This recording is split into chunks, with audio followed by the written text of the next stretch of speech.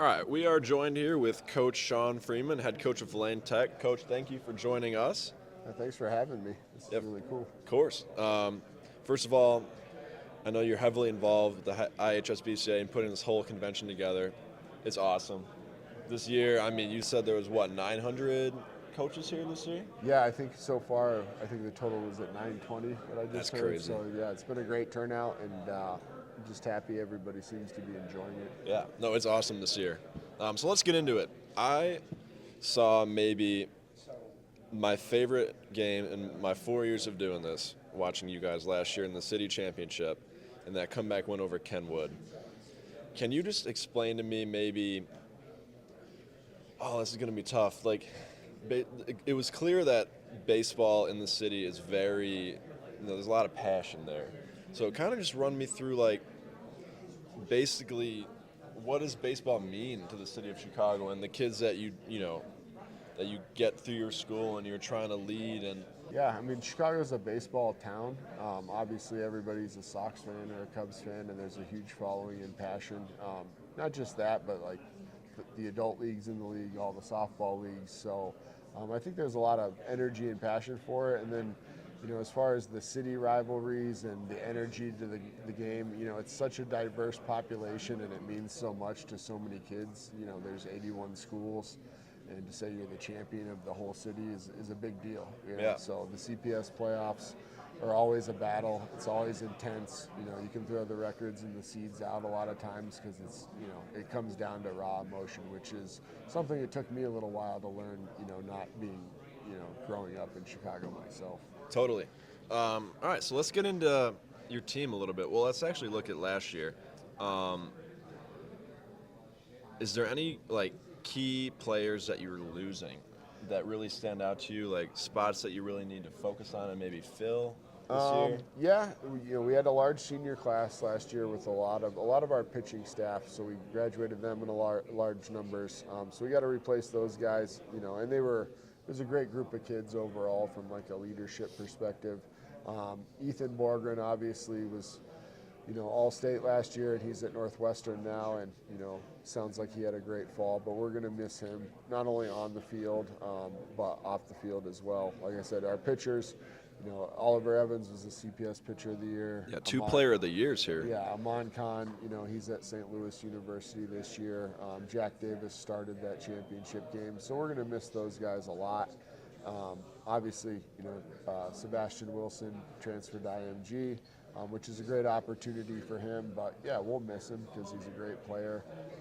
But I'm excited about the new group of kids that we have because they're very talented, and they just haven't had the experience yet. But the talent's there, so I'm really looking forward to seeing how it all comes together and what they can do because it's their time to shine. Yeah, no, that is one thing that as a staff we kind of noticed this fall. We knew about Isaiah Martin, of course, but like Miles Mazanowski, that was someone that popped this fall. The younger group running through Lane Tech is extremely talented. Maybe talk to us about some players, not saying they're going to be called up to varsity or anything, but people that you're excited about, you think, they'll have good careers. Yeah, for the sophomore class, we have a lot of talented kids. Obviously you guys know Isaiah, you see Miles. They're very good. We got a couple other kids. Eric Acevedo saw some varsity time last year as a freshman. He's going to be very talented. Jake Saltarelli, who was 3-0 as a freshman pitcher last year. He had an injury, so we probably won't see him much this year. But going forward, I think he's going to be a big-time pitcher for us. And I honestly could name 3 or 4 other kids that are in that class as well. We have one freshman that I don't think a lot of people know about, but his name is Dodger Frederick. He's got a very high ceiling. I don't know what that'll look like for him this year, but in the next 3 or 4 years, like a lot of these guys are going to be the leaders for us. Our junior class is also strong, so there's a lot of talented kids. I don't want to just skip over those guys, but they're varsity ready right now. But those other guys, it'll be their time soon enough, if it's this year or if not, the next year. Well, speaking of that junior class, there's a name that really sticks out to me. Kind of broke onto the scene this summer for me personally was Ronan Owens. Probably going to be towards the top of your pitching staff, I would imagine, this spring. Talk a little bit more just, outside of Roan. Who are you looking to step up in that rotation this spring? Yeah, Ronan will be a big piece for us.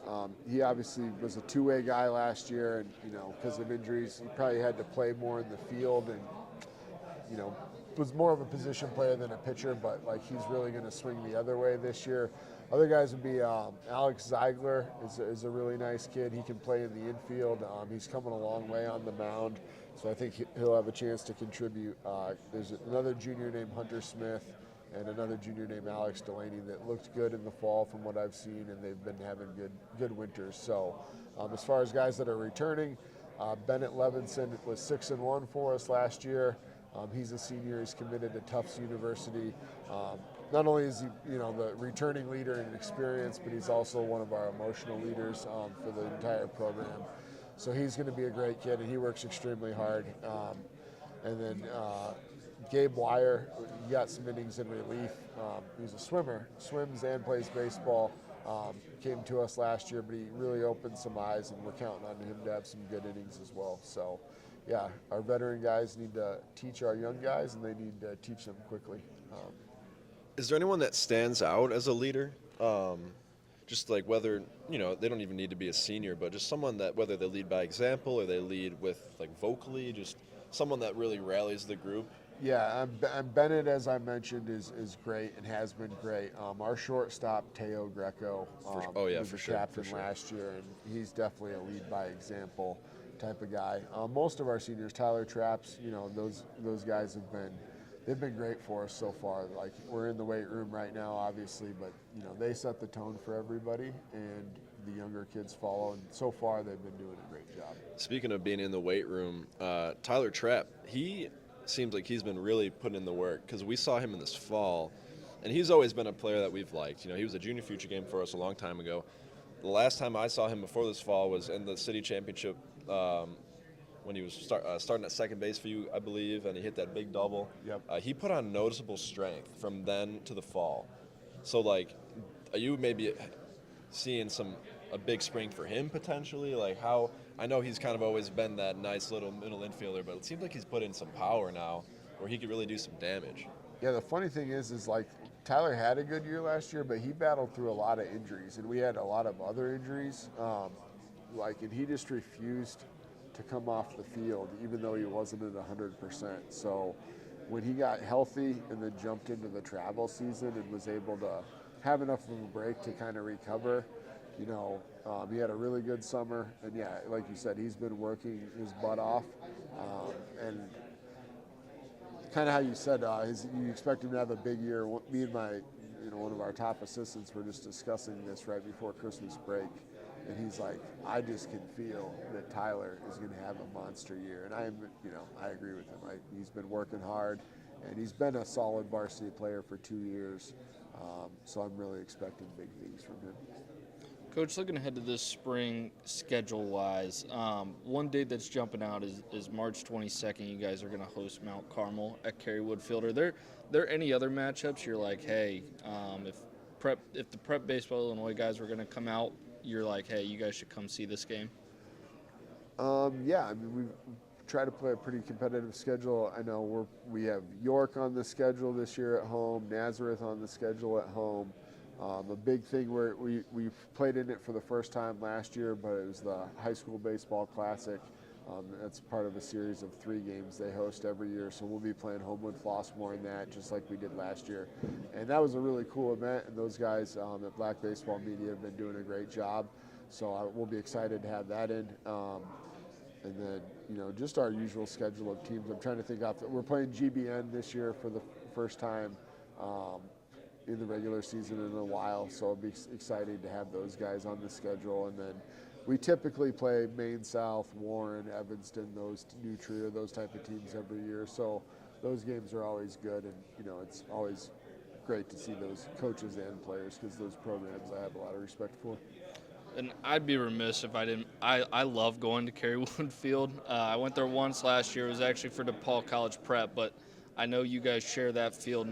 We had our baseball field draft not too long ago, and it was my number one pick. I love going to the game there. So if anybody's listening, seems like Lane Tech's going to have a ton of good games there this spring. So it's a great place to watch a game. But I just had to shout out Kerry Wood Field real quick. It's kind of a cheat code because it's like a stadium. Let's talk about let's go through some of your strengths and weaknesses if you want to. Strengths for sure, but you can be totally honest and transparent if you want to talk through maybe what you think might be not a weakness, but something you'll have to overcome or battle throughout the year. Yeah, strength-wise, like I said, we have a lot of depth. I don't know how some of those position players battles will break out at this point, but I do know that whatever happens, we're going to be in a good place. And, if somebody's not performing or gets hurt or whatever the case may be, we have somebody very capable right behind them.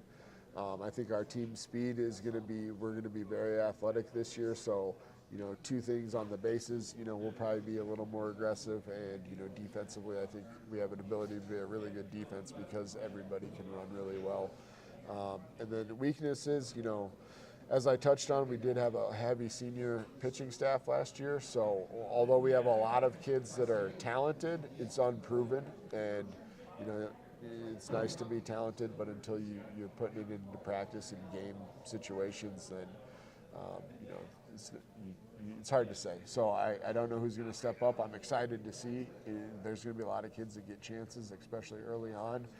So I am excited to see, but yeah, going into the year, that's a big question mark. We just don't know who it's gonna be. For sure. Well, we're excited to see how it plays out. Did you have anything else, Tyler, to add? Well, Coach, we appreciate the time. Yeah, thank you and guys we for really, having me. And, yeah, our kids loved when you shouted that out. They were all talking about it, so we appreciate that. No, we appreciate you taking such good care of us as always here at the convention. And yeah, really appreciate it, Coach. Yeah, no See problem. you this spring. Yeah, it was great talking to you guys. Thank you. For sure.